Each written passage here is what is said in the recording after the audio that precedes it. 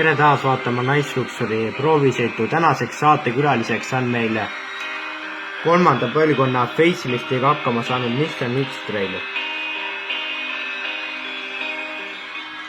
Nüüd on olemas paralleelparkimine, sõidad parkimiskohale ja auto pargib ennast ise ära ja hädapidurduse süsteem koos jalakäija tuvastusega ka täiesti olemas.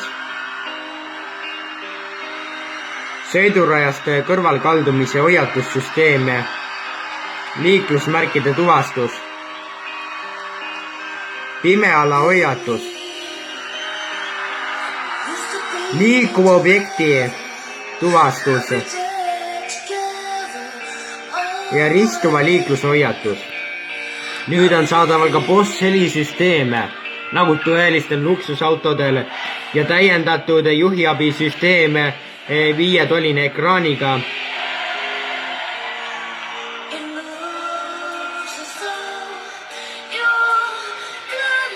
Uus paigalseisu abi.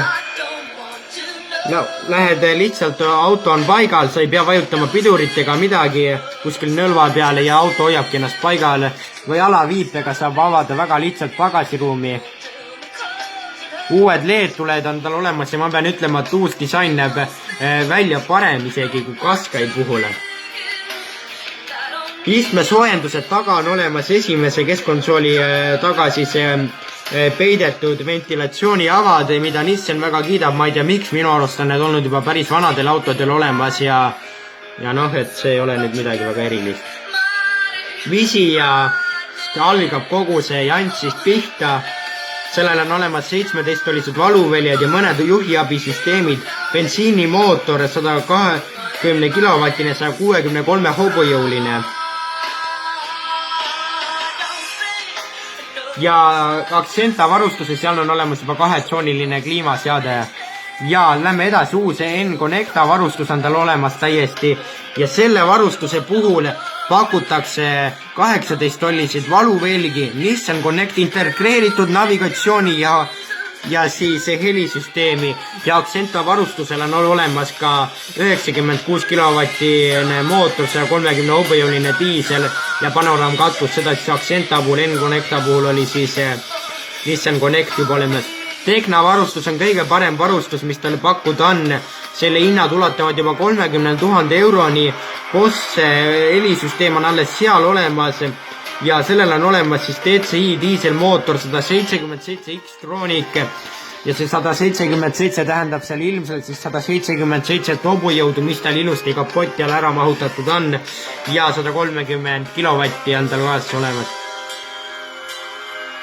Mõnedes riikides pakutakse teda isegi hübriidversioonina, aga siis ei saa 3 meistmeriida saa endale.